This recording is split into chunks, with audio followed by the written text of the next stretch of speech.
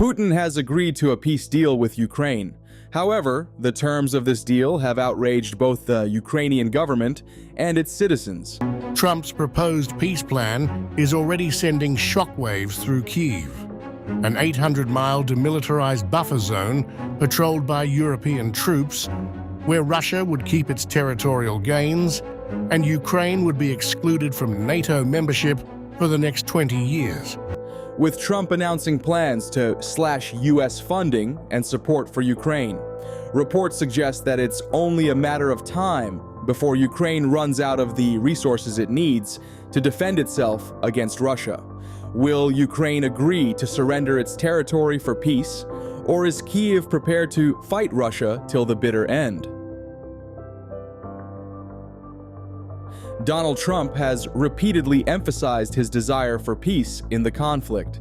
According to Trump, the war's escalation could have been avoided if Ukraine had agreed to negotiations or territorial compromise earlier on. Many have criticized Trump's statement. The approach is viewed as dismissive of Ukraine's sovereignty and its right to defend its territory. However, in Trump's view, any peace deal would have been better than the destruction the war has caused. This stance was reinforced by statements from Trump's advisor, Brian Lanza, who made it clear in a recent BBC interview that under Trump's administration, there'd be no U.S. support for a Ukrainian military push to reclaim lost territories, particularly the Crimea Peninsula.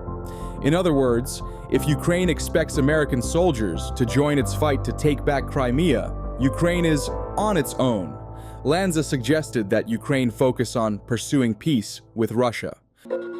The senior advisor to President-elect Donald Trump said that the new administration will focus on achieving peace in Ukraine, and not on giving Ukraine the opportunity to return the territories occupied by Russia. Brian Lanza, the strategist of the Republican Party, told the BBC that the Trump administration will ask the president of Ukraine, Volodymyr Zelensky, to present his version of the realistic vision of the world. And if President Zelensky sits down at the negotiating table and says that we can have peace only if we have Crimea, he will show us that he is not serious. But why is Ukrainian President Volodymyr Zelensky unwilling to give up on Crimea? To understand his reason, it's important to look into Ukraine-Crimea history. In 2014, Russia invaded Crimea, a region that was under Ukrainian territory, setting the stage for the ongoing war. The invasion was followed by Ukraine's 2014 revolution, which saw the ousting of a pro-Russian government and ignited a wave of pro-Western sentiment.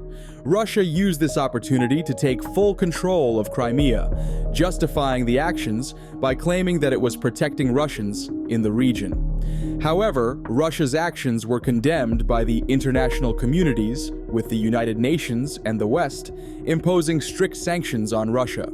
For Ukraine, the region is of significant importance.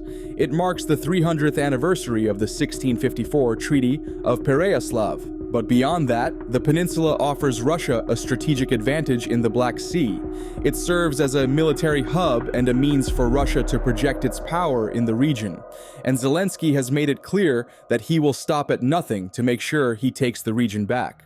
Although Trump doesn't share the same perspective, he has previously criticized the American and European responses to the war. He believes the Western countries were too slow and indecisive in the early stages of the war. According to Trump, a more decisive intervention or peace negotiation might have prevented the conflict from escalating to this level.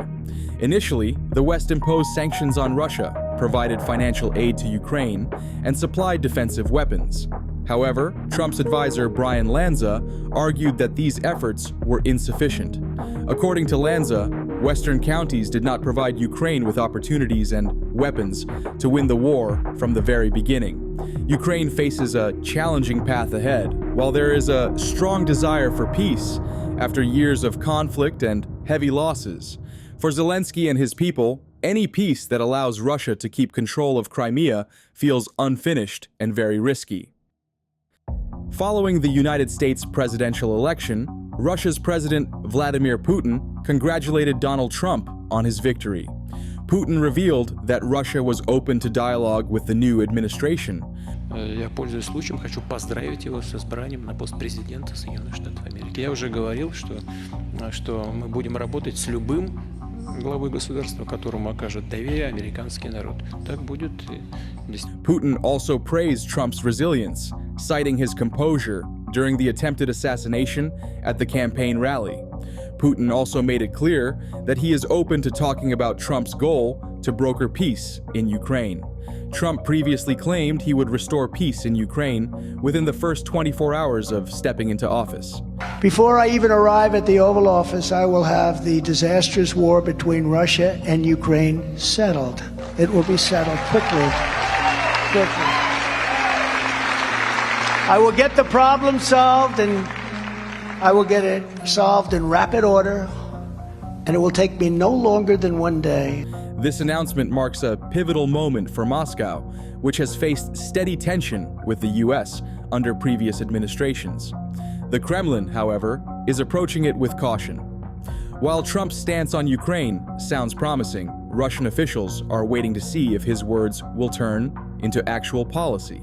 The history of strained relations between Russia and the West has shown Moscow that diplomacy with the United States can be unpredictable. And although Trump claimed he could restore peace in a day, his plan, however, is still unclear. Trump has hinted that reaching peace might require Ukraine giving up some land to Russia. However, this proposal was rejected by Ukrainian President Volodymyr Zelensky. The question is not only about our words or thoughts. The question is about for what we are ready and for what we are not. How Ukraine is able to give up its territories. That's insane, to be honest. In recent weeks, Zelensky has stressed his concerns about Trump's potential policy shift. After Trump won the elections, Zelensky immediately reached out to Trump to emphasize the importance of continued U.S. support. He urged the U.S. and Europe to avoid softening their stance against Russia, insisting that any peace efforts should not come at the cost of Ukraine's sovereignty. Zelensky warned that making compromises with Russia could set a risky precedent for Europe, where many countries are already on the edge of Russian invasion. At a recent European conference in Hungary, Zelensky once again voiced his fears that the West might weaken its commitment to Ukraine. There has been much talk about the need to yield to Putin, Zelensky said. Hugs with Putin won't help. We need military support, he added. European leaders are keeping a close eye on the potential shift in U.S. foreign policy. Trump's win has thrown the future of the West's united stance against Russia into question. Some European countries, especially those near Russia, have stressed the importance of staying closely aligned with the U.S. and keeping the sanctions in place. Leaders from countries like Poland and Baltic states have voiced concerns that softening the stance on Russia might affect the security in Eastern Europe. But even if Trump does not give Ukraine or other European countries the full support, reports suggest that the Biden administration plans to advance Ukraine billions of dollars in security aid before Trump takes office. A few media reports claim that White House plans to rush billions of dollars in security assistance to Ukraine before President Joe Biden leaves office in January, as Trump has been critical of Biden's assistance for Ukraine. Is it true, rushing billions of dollars to Ukraine before the transition? Yeah, we've been quite open about that the money that was appropriated in the supplemental, that we intend to do everything in our power to get all that deployed to Ukraine before the end of the year. This aid package, which may include advanced weaponry and defensive support, is a clear sign that despite the change in administration, Biden still believes the U.S. should support Ukraine. The aid is critical for Ukraine, especially with so much uncertainty around how the war might play out in Trump's first year in office. To be fair, Trump hasn't been entirely unsupportive of Ukraine. According to Axios, he had a 25-minute call with Zelensky, where he promised to back Ukraine. Interestingly, Elon Musk was reportedly part of the call, with the billionaire assuring continued support for Ukraine through his Starlink systems. Days after winning the election, Ukraine President Zelensky called to congratulate Trump, but an unexpected visitor also popped on the line, the world's richest man, Elon Musk. According to officials, Zelensky thanked the SpaceX owner for assisting his country with access to the Starlink satellite internet platform. Zelensky called the phone call a, quote, productive conversation, a good conversation, adding, of course we cannot yet know what his actions will be, but we do hope that America will become stronger. While Trump is pushing for peace between Russia and Ukraine, he is keeping a firm stance on Iran. Reports suggest that he is gearing up to bring U.S. forces down on Iran. So check out this deep dive where I'll show you why Trump just gave an ultimatum to Iran.